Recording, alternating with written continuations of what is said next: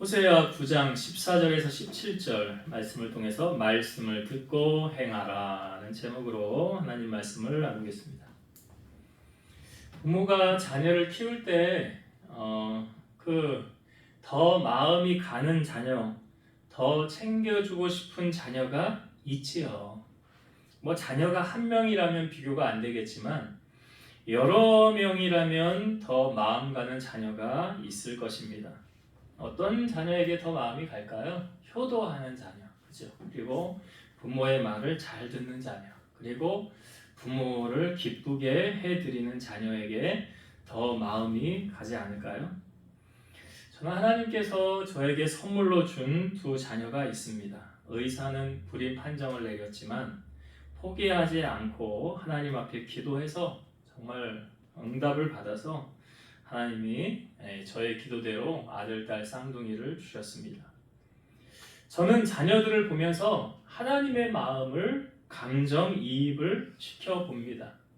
내가 자녀들을 보는 것이 하나님이 나를 보는 것과 같은 원리로 적용을 해봅니다. 그런 원리 아닐까요? 하나님은 우리 자녀잖아요. 우리가 하나님의 자녀고, 또 우리가 만약 자녀를 키운다면 그 자녀를 볼 때 아버지의 마음으로 자녀를 보지 않겠습니까? 그래서 저 스스로 그냥 이렇게 점검을 해봅니다. 자녀들이 말을 잘 듣고 효도한다. 그러면 내가 지금 하나님한테 그러고 있구나, 이렇게 생각을 하고요. 혹 자녀들이 말을 잘 안 듣고 말썽을 피우거나 사고를 친다. 그러면 내가 하나님한테 지금 이렇게 하고 있는가를 내 스스로 그냥 점검을 하게 됩니다. 우리는 신앙을 자주 점검을 해야 됩니다. 내가 지금 잘하고 있는가? 사도 바울은 우리가 신앙생활을 그냥 대충 하라고 말하지 않습니다. 상 받기 위해서 열심히 충성하라라고 말하죠. 고린도전서 9장 24절, 운동장에서 다름질하는 자들이 다 달릴지라도 오직 상을 받는 사람은 한 사람인 줄을 너희가 알지 못하느냐? 너희도 상을 받도록 이와 같이 다름질하라. 상을 받도록 다름질하라라는 표현을 열심히 달리라는 거죠. 상 받기 위해서. 그래서 신앙생활도 열심을 품고 주를 섬기라라고 말하고요. 맡은 자들에게 구할 것은 충성이니라. 그리고 너희의 수고가 주 안에서 헛되지 않는도다. 그러니까 나를 위한 상급은 사실 하늘나라에 쌓이는 건 없지만 하나님의 나라와 의를 위하여 헌신하고 충성하고 또 봉사하는 것, 헌금을 하는 것, 이런 것은 다 하나님의 나라의 보화로 쌓인다라는 것이죠. 여러분, 신앙생활은 누구를 위해서 열심을 내라고 하느냐? 이게 사실은 두 종류거든요. 고린도후서 11장 2절과 3절, 이 바울이 한 말입니다. 내가 하나님의 열심으로 너희를 위하여 열심을 내노니 내가 너희를 정결한 처녀로 한 남편인 그리스도께 드리려고 중매함이니라. 그러나 나는 뱀이 그 간계로 하와를 미혹한 것 같이 너희 마음이 그리스도를 향하는 진실함과 깨끗함에서 떠나 부패할까 두려워하노라. 그러니까 사도 바울이 무엇을 위해, 여기 보면 하나님의 열심이라는 표현을 썼거든요. 하나님의 열심을 냈대요, 사도 바울이. 무엇을 위해서요? 그 한 영혼을 하나님 앞에 온전히 드리게, 온전히 세워지도록 하기 위해서. 여기 정결한 처녀로 한 남편인 그리스도께 드리려고 중매함이라. 그러니까 나를 통해서 저 사람이 예수님을 영접하도록, 예수님을 신랑으로 모시도록 그렇게 열심을 냈다라는 거죠. 근데 뱀이 그 하와를 미혹한 것처럼 이 그리스도의 사랑에서 떠나서 부패할까 두려워한다라고 말하죠. 그러니까 사도 바울의 열심은 누구를 위한 열심입니까? 자기 자신을 위한 열심이 아니에요. 하나님을 향한 열심을 그 고린도 교인들이 예수님께 인도함을 받기 위해서, 그러니까 주님 안에 서 있기 위해서 그렇게 열심을 내었다라고 말하고, 무엇을 두려워했다고 말합니까? 그들의 신앙이 그리스도에서 멀어질까봐 두려워했더라. 그러니까 이런 거예요. 성숙한 믿음의 소유자는 다른 사람, 믿음이 연약한 자들을 바른 길로 인도하기 위해서 늘 묵상하고 생각하고 중보 기도하면서 하나님의 편에 서도록 힘쓰고 애쓰는 사람. 이게 성숙한 믿음의 소유자. 그러니까 뭐 리더는 아무나 리더가 됩니까? 그러니까 보면 교회도요. 나중에 뭐 직분자들 세우고 뭐 할 때 보면 교회에서 이제 당회 가서 장로님 세우면 당회를 세우잖아요. 그러면 그 우리 이제 장로교 합동 측은 당회 중심이거든요. 당회 중심. 뭔 말이냐면 당회 목사님 장로님들이 모여서 회의를 해요. 그래서 어떤 일을 결정을 내려요. 그럼 그걸 그냥 따르는 거예요, 교인들이. 근데 만약에 이 당회가 성도들로 하여금 신뢰성을 얻지 못한다면, 그리고 예를 들면 이런 거 있잖아요. 너는 바울파냐, 나는 아볼로파냐. 그럼 뭐 그 장로님을 따르는 추종자들이 있을 거 아니에요. 그리고 뭐 목사님 따르는 사람이 있을 것이고 여러 파들이 있을 텐데 우리가 이렇게 당회에서 이렇게 결정을 했을 때 따를 때 장로님 나가서 뭐 이렇게 교인들에게 우리 이렇게 하기로 했으니까 좀 따라와 주세요 하면 그냥 순종하게 순순히 따라오면 그 장로님 그 역할 잘하는 거예요. 근데 이렇게 얘기했는데 아니 나는 안 갈래요. 나는 그거 왜 따릅니까 내가. 나 그거 하기 싫은데요. 이렇게 반발을 일으키면 역할을 잘 못하고 있다는 거죠. 자기의 역할을. 그러니까 믿음이 성숙한 사람은 믿음이 연약한 자들을 돌아보게 돼 있죠. 그러나 믿음이 연약한 사람은요. 자기 자신의 믿음을 지키기도 힘든데 다른 사람을 어떻게 돌아봐요? 안 되는 거예요.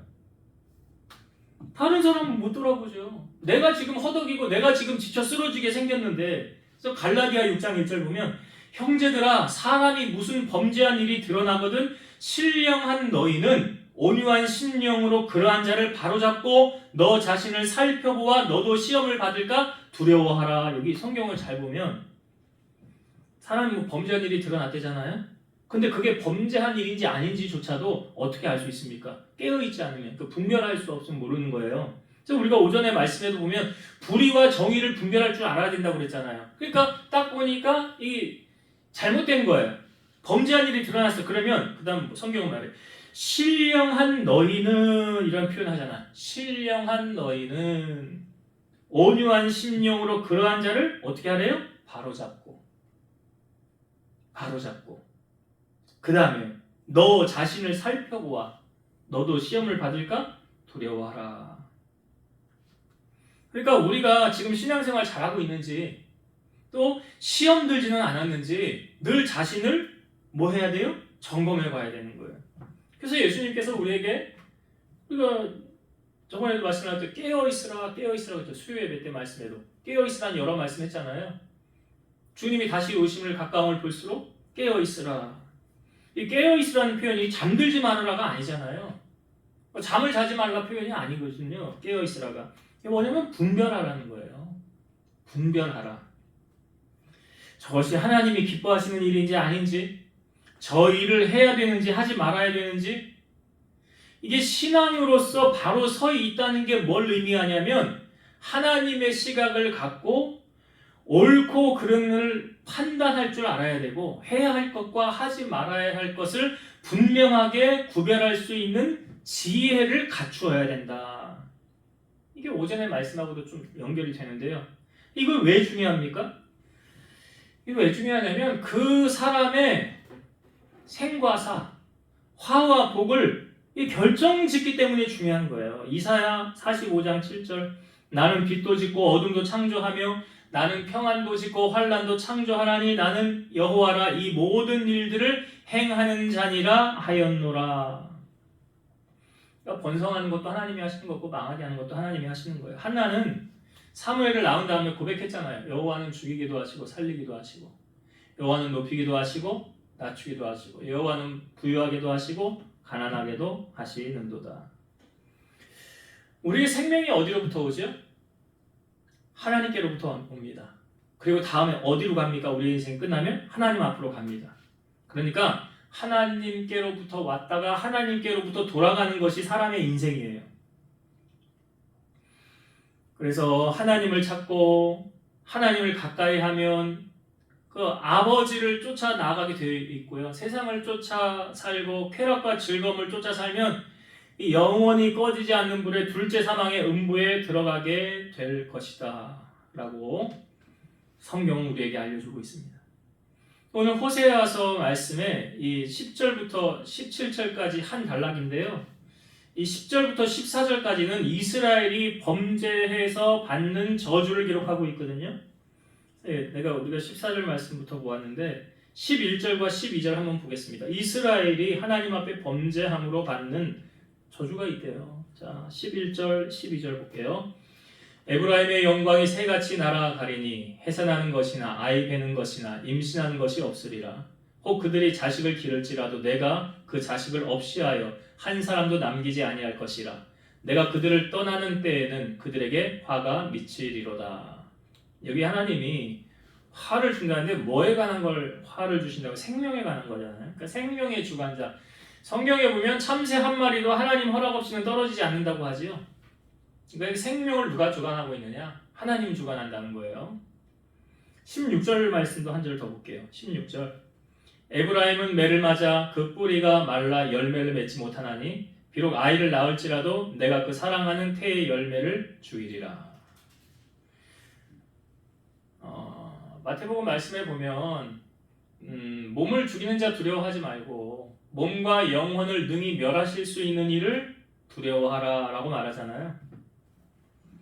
여러분, 하나님이 우리를 사랑하는 그 사랑이 정말 우리가 죽을 때까지 계속 그 사랑을 누리고 살면 그 사람은 참 복된 사람입니다. 근데요, 하나님의 사랑, 다윗 같은 경우는 그랬어요. 하나님의 사랑을 죽을 때까지 누리고 살았어요. 근데 다 그런 건 아니죠. 엘리라는 사람은 어떠했습니까? 그 아들들이 하나님 몰랐다고 그랬잖아요. 홈리와 비느하스는 여호와를 몰랐더라. 여호와를 모르니까 어떤 일을 행합니까? 여호와의 제사를 멸시했죠.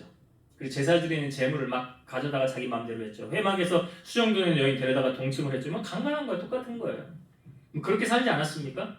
그래서 하나님의 사람이 나중에 엘리에게 가서 너 왜 그렇게 했냐? 내가 너를 제사장으로 세우지 않았냐? 응? 내 옷을 입게 하고 내가 너에게 재물을 주어서 누리게 하지 않았느냐? 근데 넌 어찌 나보다 네 자식들을 더 사랑했느냐? 그러잖아요. 그리고 하나님 말씀하시길 나를 존중히 여기는 자를 내가 존중히 여길 것이고 나를 경멸하는 자를 내가 멸시하리라 그러잖아요. 그 말을 한 다음에 하나님의 사람이 엘리에게 이렇게 말을 합니다. 보라, 내가 네 팔과 네 조상의 집 팔을 끊어 네 집에 노인이 하나도 없게 하는 날이 이를지라.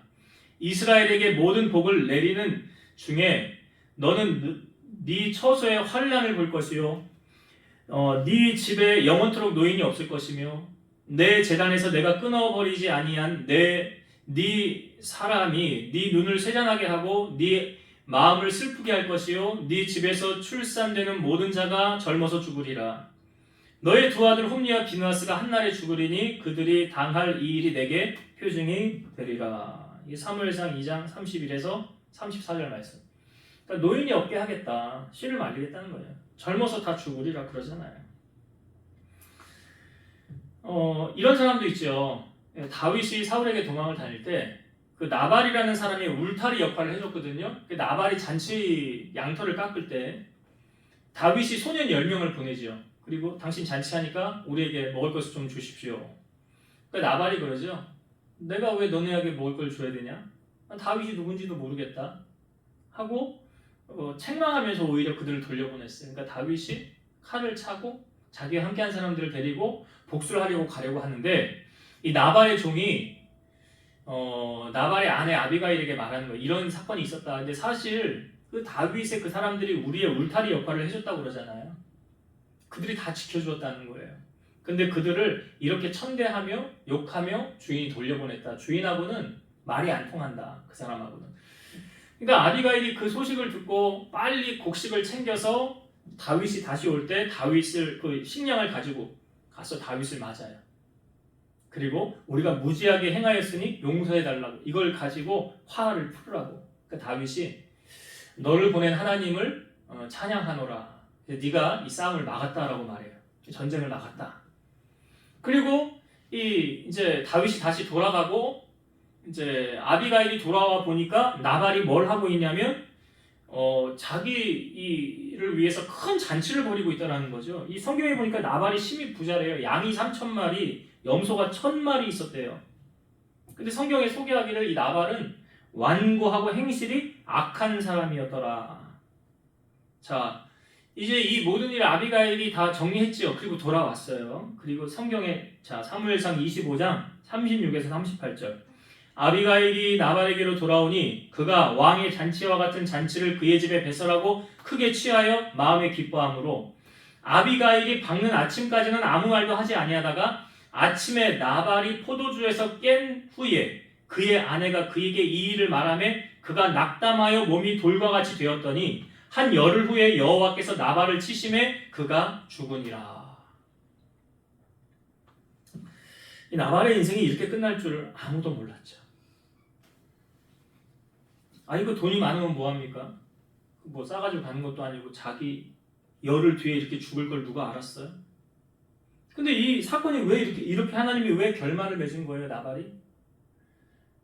다윗을 좀 선대하고 잘 섬기고 자기 것 가지고 베풀고 그렇게 살았다고 한다면 하나님이 나발 이렇게 빨리 안 데려가셨을 거 아니에요.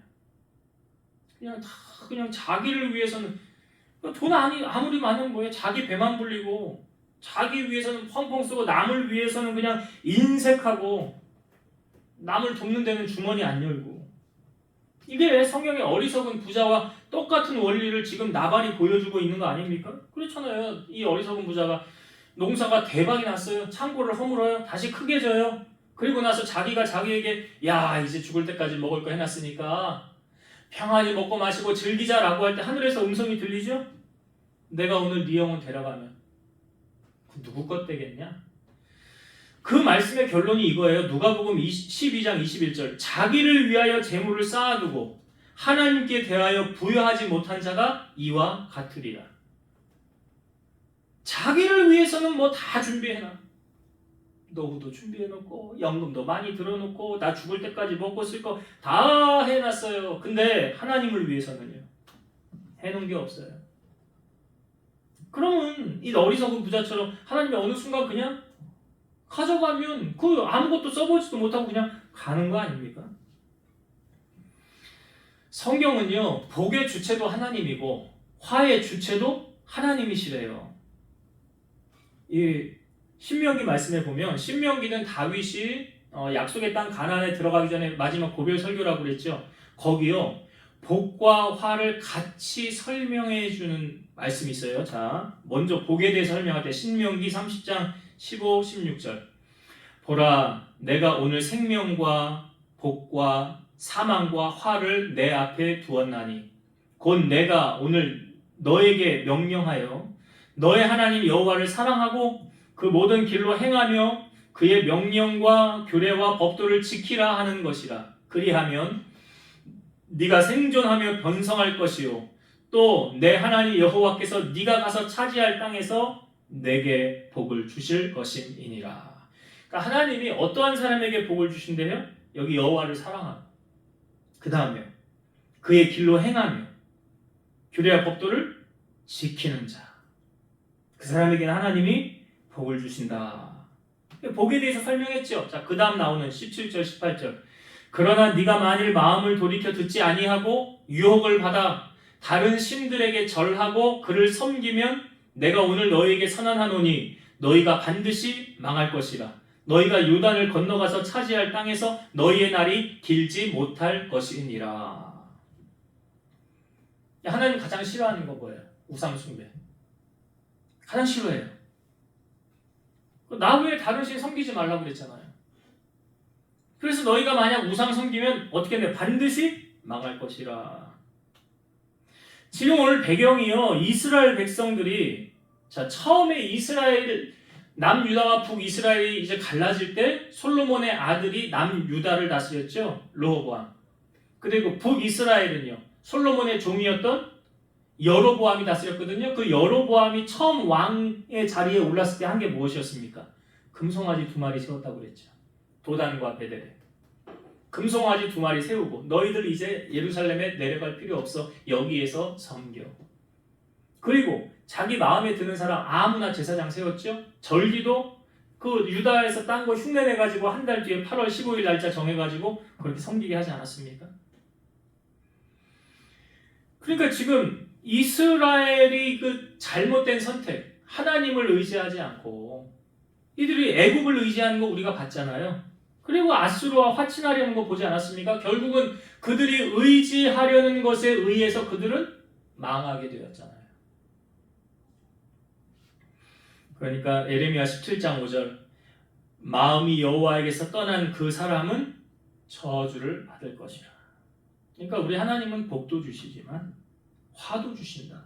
오늘 이스라엘이 이제 앞으로 당할 이 화를 지금 호세아 우리가 나눌 때 이 시대적인 배경은 이스라엘이 되게 번성할 때라고 그랬잖아요. 경제적으로 창성할 때 잘 나갈 때라는 거예요. 근데 그게 얼마 가지 않았더라. 왜? 마음이 하나님에게서 떠나니까. 그게 영원할 줄 알았지만 얼마 가지 못했어요. 그래서 미리 임할 심판을 말씀해주고 있고 15절에서 17절은 누가 이 심판을 행하느냐? 심판을 행하시는 주체가 누구냐? 자, 성경을 봅시다. 15절 말씀. 그들의 모든 악이 길갈에 있으므로 내가 거기에서 그들을 미워하였노라. 그들의 행위가 악함으로 내 집에서 그들을 쫓아내고 다시는 사랑하지 아니하리라. 그들의 지도자들은 다 반역한 자니라. 그들의 행위가 악하다라는 것은 하나님을 쫓지 않았다는 거잖아요. 네, 하나님을 사랑하지 않았다. 그리고 17절도 한번 볼게요. 17절. 그들이 듣지 아니함으로 내 하나님이 그들을 버리시리니 그들이 여러 나라 가운데에 떠도는 자가 되리라.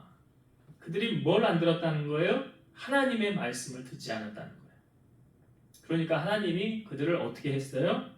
버리신다. 그러잖아요. 버리시리니.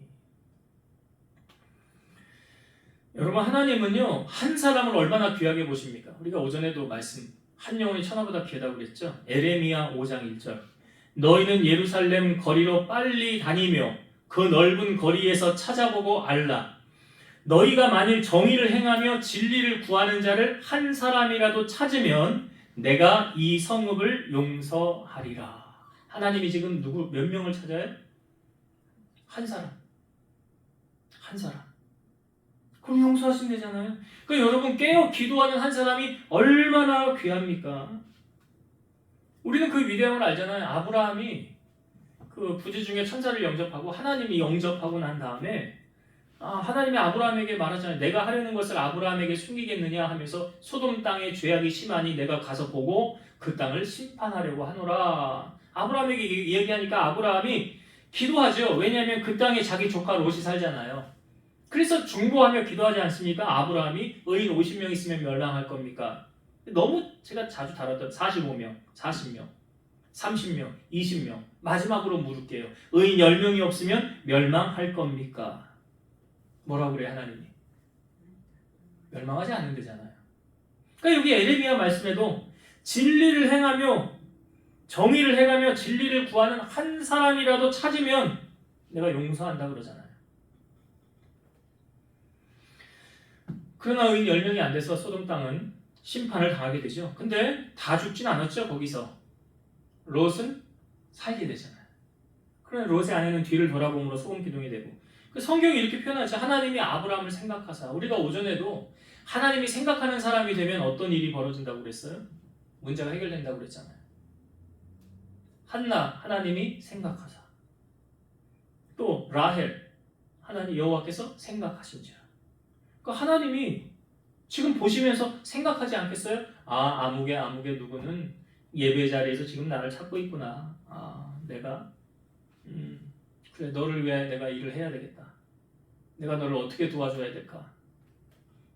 그래서 우리 하나님은 졸지도 아니하시고 주무시지도 않는다잖아요. 생각하시고 일하신다는 거예요. 우리가 하나님의 말씀을 되게 설교에서 우리가 하나님 말씀을 듣는 거잖아요. 잘 들어요, 듣기는. 근데 잘 순종을 안 하는 경우들이 있어요. 듣기는 듣는데 순종을 잘 안 해. 우리가 어떤 사람을 만나서 대화를 하고 또 조언을 들을 때요. 이 가르침을 받을 때 인간의 마음에는 어떤 게 있냐면 내가 너보다 낫다라는 의식이 있어요. 내가 너보다 잘났어. 그러면 그 사람이 나에게 해주는 충고와 조언을 들을까요? 안 들을까요? 안 듣습니다. 네가 뭔데? 너 나보다 못났잖아. 너 공부 나보다 못했잖아. 너 생긴 것도 별로잖아. 여러 가지로 따지면서 너는 나보다 한 수 아래잖아. 그러니까 내가 네 말을 들어야 할 이유가 없다는 거예요. 근데요, 이걸 성경은 교만이라고 말합니다. 우리가 왜 하나님의 말씀을 안 듣는지 아세요? 교만하기 때문에 그래요. 야고보서 4장 6절 그러나 더욱 큰 은혜를 주시나니 그러므로 일렀으되 하나님이 교만한 자를 물리치시고 겸손한 자에게 은혜를 주신다 하였느니라. 그러니까 하나님의 말씀을 듣고 순종하지 않는 건요, 그냥 이렇게 결론이 맺어지는 거예요. 아, 교만한 사람. 교만하니까 순종하지 않지. 근데 이 말씀 바로 다음에 이렇게 나와요. 야고보서 4장 7절 그런즉 연결이잖아요. 그런즉 너희는 하나님께 복종할지어다 마귀를 대적하라 그리하면 너희를 피하리라. 그런즉 연결이에요. 어떤 연결입니까? 교만한 자는 물리치시고 겸손한 자에게 은혜를 주신다 하였느니라. 그런즉 너희는 하나님께 복종할지어다. 이 말이 뭐예요? 연결하면. 그런즉 하나님이 내게 말씀하시는 그 말씀에 순종해야 된다라는 거 아니에요? 순종해야 된다. 그래야 은혜를 누린다. 그 다음 나오는 4장 8절입니다. 하나님을 가까이 하라. 그리하면 너희를 가까이 하시리라. 그렇죠. 하나님을 가까이 하면. 하나님을 성경에 보면 하늘에서 여호와가 나를 찾는 자가 있는가 보려 하신즉 그러잖아요. 누가 나를 찾는가 보신대잖아요. 하나님 보신대요. 그럼 우리가 하나님을 가까이 하면 하나님도 우리를 가까이 하시리라. 제가 아까 엘리 제사장 얘기를 했잖아요. 나를 존중히 여기는 자를 나도 존중히 여기고 나를 경멸하는 자는 나도 경멸하리라. 그 말씀이잖아요. 여호수아가 이 가나안 땅 정복을 하고 나서요, 사실은 그 요단 동편의 자리를 잡은 르우벤, 갓, 므낫세 반 지파는 요단 동편 가나안 들어가기 전에 자리를 잡았어요. 그러니까 사실은 안 들어가도, 사실 들어가서 싸워도 내 거 안 되거든요. 근데 이 두 지파 반이 이 여호수아와 함께 같이 들어가서 모든 전쟁을 합니다. 같이 싸워줘요. 그리고 그 가나안 땅을 정복하게 되죠. 이제 모든 정복이 마치고 난 다음에 르벤과 갓, 므낫세 반 지파가 이제 돌아가려고 할 때 여호수아, 지도자 여호수아가 마지막으로 그들에게 권면의 말을 합니다. 이 여호수아 22장 5절이에요. 오직 여호와의 종 모세가 너희에게 명령한 명령과 율법을 반드시 행하여 너희 하나님 여호와를 사랑하고 그의 모든 길로 행하며 그의 계명을 지켜 그에게 친근히 하고 너희의 마음을 다하며 성품을 다하여 그를 섬길지니라. 강조하는 게 뭡니까? 말씀을 듣고 행하고요. 여호와를 사랑하고 그 계명을 지켜라. 그리고 하나님과 친근히 해라. 마음을 다하고 성품을 다하여 그 여호와 하나님을 섬길지니라. 강조가 단순해. 너 하나님 잘 섬겨라. 예전에 한경직 목사님이 돌아가시기 전에 유언으로 이런 말을 하고 돌아가셨다고 그러더라고요. 여러분, 예수님 잘 믿으세요. 예수님 잘 믿으세요. 이게 유언이었어. 잘 믿으라는 말은 대충 믿으라는 말이 아니에요. 그 많은 울림이 됐어요. 그 주변에 있는 많은 목사님들에게 울림이 되었고 성도들에게 울림이 됐어요. 신앙생활은 주님 잘 섬기는 거예요. 하나님 잘 섬기는 거예요. 다른 거 아니에요. 사람 모이기 위해 하는 거 아니고요. 예수님께서 요한복음 14장 23절에 보면 예수께서 대답하여 이르시되 사람이 나를 사랑하면 내 말을 지키리니 내 아버지께서 그를 사랑하실 것이요 우리가 그에게 가서 거처를 그와 함께 하리라. 자, 우리가 예수님을 사랑하면 어떻게 그 다음 따라오는 게 뭐예요? 내 말을 지키리니.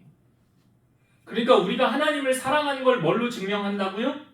그분의 말씀을 지키며 사는 것으로 증명이 되는 거예요. 그러니까 내가 하나님의 말씀을 지키며 산다는 것은 하나님하고 친밀하다는 거예요. 그게. 그러니까 반대로 말하면 하나님의 말씀을 안 듣는다는 것은 하나님과 친하지 않다는 거예요. 친밀하지 않은 거예요. 시편 25편 14절 여호와의 친밀하심이 그를 경외하는 자들에게 있음이요 그의 언약을 그들에게 보이시리로다. 우리가 하나님 여호와를 경외하는 마음 가져야 된다고 그랬죠. 늘 그러니까 친밀하심이 경외하는 자에게 있다는 거예요. 우리 복음성가 가운데 이런 복음성가 있어요. 말씀 앞에서라는 찬양이 있죠. 그 후렴이 이렇게 되지 않습니까? 하나님 말씀에 두려워 떠는 자 그 말씀에 생명을 거는 자 한 사람 찾으시는 주님의 약속을 믿어 하나님 말씀에 운명을 거는 자 순종하며 주 따라가는 자 영원한 하나님 나라 이뤄갈 주의 교회여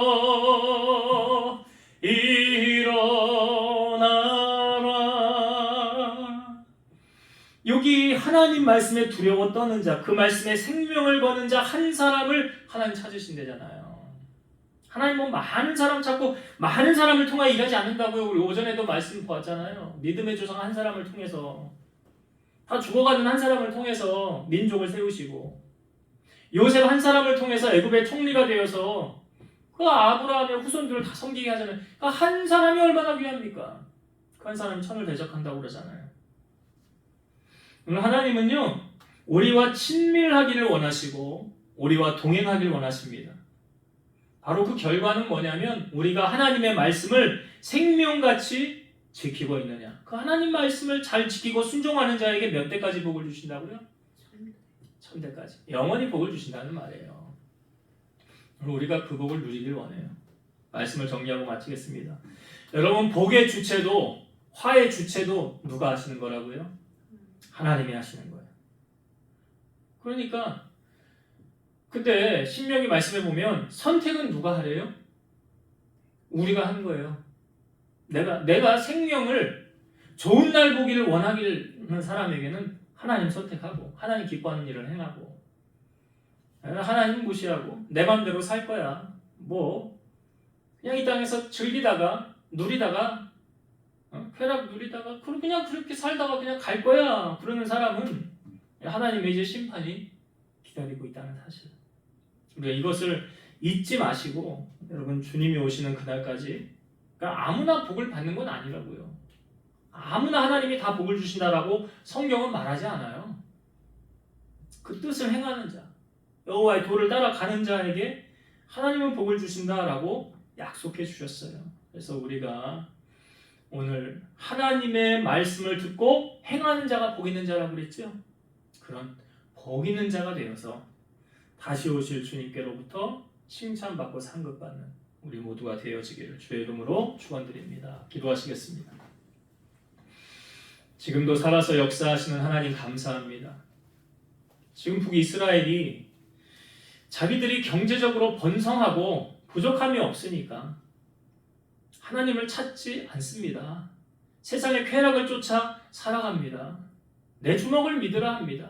그리고 하나님보다 더 권력 있는 사람, 돈 있는 사람, 재력가 이런 사람들을 찾아다니고 의지합니다. 그런데 그 결과가 어떠했습니까? 하나님의 심판을 면하지 못하였고 아무도 거기에서 그들을 건질 수가 없었습니다. 결국 북이스라엘은 자기들이 의지하는 것에 의해서 망하게 되었습니다. 하나님, 우리가 이 땅에 살아가는 동안 사람을 믿고 혈육을 의지하면 저주를 받지만 여호와를 의지하고 여호와를 의뢰하는 그 사람은 복을 누리리라 하였사오니 더욱 하나님 한 분만을 사랑하고 가까이 하고 하나님과 친밀하고 주시는 말씀이 내 말씀으로 받아 순종하여서 30배, 60배, 100배의 결실을 맺고 하나님의 복을 누리고 살아가는 우리 성도들 다 되게 하여 주옵소서. 이제는 우리를 모든 죄악 가운데서 구속하신 예수 그리스도의 은혜와 하나님의 사랑하심과 성령님의 내주, 교통, 인도, 역사 충만케 하시니 사랑하는 성도들 머리 위에 저들 가정 위에 이 재단과 나라와 민족 위에 이제로부터 영원토록 함께 있을지어다. 아멘.